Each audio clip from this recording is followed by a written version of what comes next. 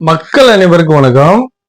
உண்மையிலே நம்ம இளையராஜா சாரை வச்சு இவங்க எல்லாம் அரசியல் பண்றாங்களா, ஜாதி கலவரத்தை தூண்டி விடுறாங்களா, மத கலவரத்தை தூண்டி விடுறாங்களான்னா அதுதான் உண்மை. இவங்க இளையராஜா சாருக்கு அங்க பரிபூர்ண ஆசி வழங்கப்பட்டது.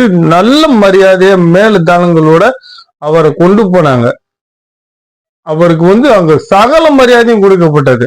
அப்படி இருக்கிறப்ப ஒவ்வொருத்தரும் ஒரு ஜாதி அடிப்படையில் நான் தேவர் ஜாதினா என்னை உள்ள போய் பக்கத்துல போய் சாமி பக்கத்துல இருந்து கும்பிட்டு வாங்க அப்படின்னு சொல்லுவாங்க.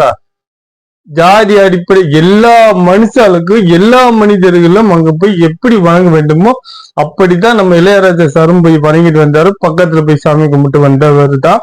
எல்லா பேருமே அப்படித்தான் போய் கும்பிடு. எல்லா கோயிலையும் அப்படித்தான் கும்பிட்டு இருக்கோம். நான் பல வருஷமா திருப்பதிக்கு போயிட்டு வரேன், 20 வருஷமா. இதை போய் திருப்பதி பக்கத்துல போய் சாமி கும்பிட்டு விடுவாங்களா என்ன சொல்லுங்க? மக்களை இது மீடியாக்கள் நிறைய மீடியாக்கள், எல்லா மீடியாக்கள், சில மீடியாக்கள் பணத்தை வாங்கிட்டு வேணும்னே பப்ளிசிட்டி பண்ணி இது பெரிய விஸ்வரூபமாக்கி இதுதான் இப்ப பிரச்சனையா? இதுதான் இப்ப பிரச்சனையா தமிழகத்துல? வேற எந்த பிரச்சனையும் இல்லையா? விஜய் சார் எந்த திருச்சாவை கூட்டிட்டு தனியாக மாத்திர போனாரு, இதுதான் உங்களுக்கு பிரச்சனையா தெரியுதா?